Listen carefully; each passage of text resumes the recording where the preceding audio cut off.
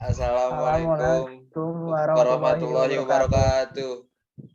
Di sini kami akan mempresentasikan kinerja manajemen perusahaan oleh saya, Dimas Kalik Rahmadin, dengan nomor NIM 4182 1010109 Dan dan saya dan saya Fatan Syakil dengan NIM 41821010047.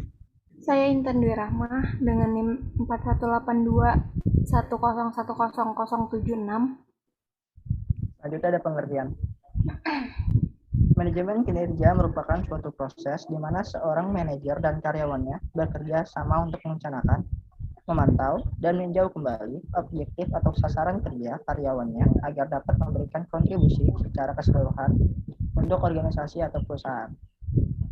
Pengertian kedua, sebuah organisasi atau perusahaan membutuhkan manajemen kerja untuk mengukur apa hasil kegiatan yang telah dilakukan, bagaimana kualitasnya dengan tujuan yang telah ditetapkan, serta menentukan apa yang perlu dilakukan untuk meningkatkan kinerja tersebut sesuai dengan tujuan organisasi.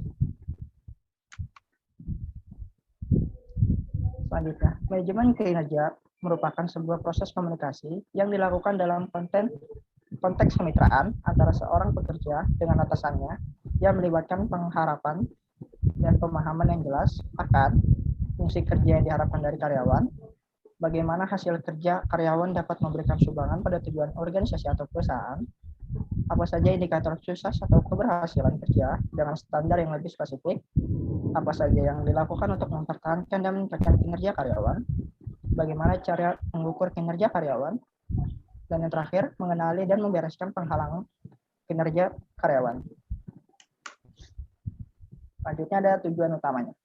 Tujuan utama dari manajemen kerja secara keseluruhan adalah memastikan bahwa semua elemen organisasi atau perusahaan telah bekerja sama secara terpadu untuk mencapai tujuan. Tujuan performance management dapat dibagi menjadi tiga, yaitu yang pertama, tujuan strategik. Tujuan strategik berhubungan dengan kegiatan pegawai sesuai dengan tujuan organisasi.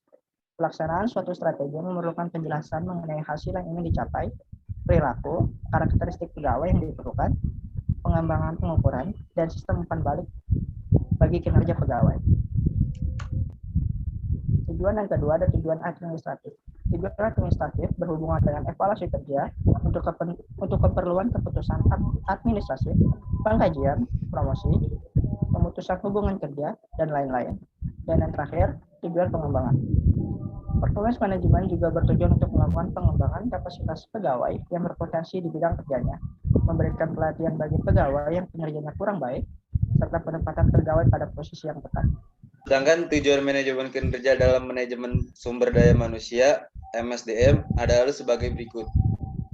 Yang pertama, membantu karyawan dalam mengidentifikasi pengetahuan dan keterampilan yang diperlukan untuk melakukan pekerjaannya secara efisien, serta dapat mendorong mereka untuk melakukan tugas yang benar dengan cara yang benar.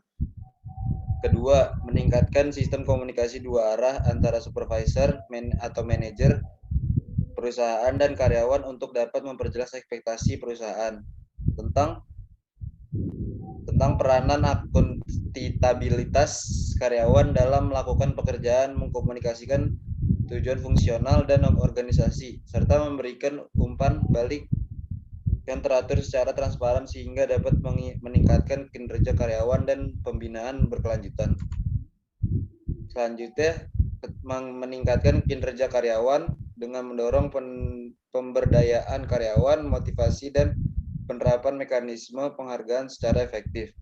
Mengidentifikasi hambatan untuk kinerja yang lebih efektif dan menyelesaikan hambatan tersebut melalui pantauan, pembinaan, dan pengembangan. Selanjutnya, menciptakan dasar untuk beberapa keputusan administratif mengenai perencanaan strategis, perencanaan suksesi, promosi, kompensasi, serta pengupahan berdasarkan kinerja. Yang terakhir, meningkatkan pengembangan diri pribadi karyawan dan kemajuan dalam karir karyawan dengan membantu mereka untuk memperoleh pengetahuan dan keterampilan yang diinginkan.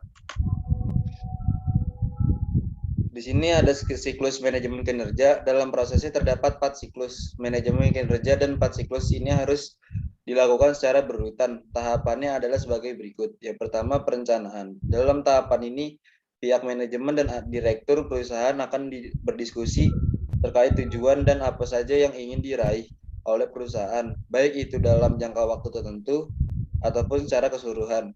Hal ini menjadi sangat penting untuk dilakukan agar setiap karyawan mempunyai panduan dalam merancang setiap tujuan secara detail. Berbagai tujuan tersebut tidak melulu tentang strategis bisnis, namun bisa juga tentang indikator pencapaian performa karyawan dalam suatu tim, seperti tugas, target, pengembangan, tindakan, dan lain-lain. Terus yang kedua, monitoring. Pada umumnya dalam setahun hanya akan dilakukan kontrak atau monitoring sebanyak 1 atau 2 kali saja. Dalam tahapan ini, manajer harus dilakukan berbagai cara untuk memastikan apakah berbagai tujuan yang sudah direncanakan bisa diraih. Jika nantinya ditemukan masalah pada karyawan, maka pihak manajer harus mampu membantu menyelesaikan masalah karyawan. Penyesuaian kembali tujuan masih bisa dilakukan jika memang nantinya diperlukan. Pada tahap ini tidak menutup kemungkinan ada tujuan baru yang akan ditetapkan karena ada banyak perubahan yang terjadi. Lalu yang ketiga, reviewing. Tahapan siklus selanjutnya adalah reviewing atau pengajian yang bersifat dua arah. Pada akhir tahun ini, nantinya pihak manajemen dan karyawan akan mendiskusikan apakah seluruh tujuan yang sudah ditetapkan dari awal bisa dicapai dengan baik. Tahapan ini dinilai sangat penting karena pihak manajer bisa melakukan berbagai kolaborasi dengan pihak karyawan. Semakin melibatkan pekerja, maka para pekerja yang terlibat akan semakin terpacu untuk tetap bekerja di perusahaan tersebut. Beberapa hal yang dikaji ini mencakup realistisnya tujuan yang sudah ditetapkan dari awal dan bagaimana karyawan mampu diperoleh pengalaman atau keahlian baru. Yang keempat, penghargaan. Tahap ini merupakan tahap yang tidak bisa diabaikan karena penghargaan atau reward adalah hal penting untuk meningkatkan semangat kerja karyawan. Jika karyawan tidak memperoleh cukup penghargaan, maka semangat kerjanya pun akan menurun dan besar kemungkinan mereka mencari pekerjaan lain. Beberapa bentuk penghargaan yang bisa diberikan antara lain peningkatan gaji, pemberian bonus, peningkatan jatah cuti, promosi jabatan, proyek tambahan, testimoni tertulis, dan lain-lain. Jika karyawan telah menerima penghargaan, maka siklus manajemen kinerja bisa kembali lagi pada tahap awal. Cara memaksimalkan manajemen kinerja. Agar manajemen kinerja yang dilakukan oleh perusahaan bisa dilakukan secara maksimal, terdapat berbagai cara yang bisa dilakukan. Beberapa cara yang bisa dilakukan adalah 1. Lebih sering melakukan evaluasi kerja. Jadi tidak hanya sekali atau 2 kali dalam setahun, tapi bisa beberapa kali dalam setahun. 2. Mengembangkan sistem umpan balik pada karyawan secara mingguan agar proses monitoring bisa dilakukan secara efektif. 3. Manajer harus dijadikan sebagai pengajar atau pemberi pelatihan dan pengarahan. 4. Mengembangkan standar yang lebih efektif untuk digunakan sebagai indikator performa kerja. Lanjut, Chay. Udah jalan. Iya. Lalu, syarat manajemen kinerja. Dalam menjalankan manajemen performance, terdapat beberapa alat dan syarat yang harus dipenuhi. Berikut syarat-syaratnya. 1. Dalam mewujudkan tujuannya, perusahaan harus mempunyai strategi yang jelas. 2. Perusahaan harus memiliki KPI atau Key Performance Indicator yang bisa diukur secara kuantitatif, mempunyai target yang hendak dicapai, dan juga memiliki batas waktu yang jelas. 3. Dalam kontrak kerja, berbagai tolak ukur kinerja bisa dituliskan dalam bentuk kesepakatan tersebut. 4. Adanya siklus manajemen kinerja baku yang harus dipatuhi oleh seluruh karyawan yang terlibat dalam perusahaan yang berupa pelaksanaan, pengawasan, perencanaan kinerja, dan evaluasi.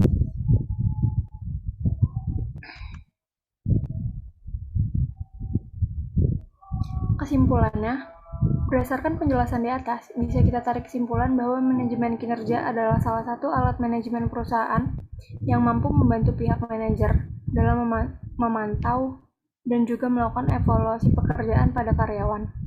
Tujuannya adalah untuk mencapai lingkungan yang lebih efektif dan efisien. baik itu untuk perusahaan maupun untuk karyawan. Pada dasarnya, keberhasilan manajemen kinerja bergantung pada bagaimana seluruh elemen organisasi perusahaan menjalankan tugasnya dengan sungguh-sungguh. Namun tentunya Anda tidak bisa mengandalkan manajemen kinerja saja untuk membangun bisnis yang sukses, karena Anda perlu melakukan manajemen keuangan yang rapi dan terstruktur. Untuk lebih memudahkan Anda dalam melakukan manajemen keuangan dan hal lain terkait akuntansi perusahaan, maka Anda harus bisa menggunakan software akuntansi. Demikian presentasi kita hari ini. Kurang lebih mohon maaf. Wassalamualaikum warahmatullahi wabarakatuh.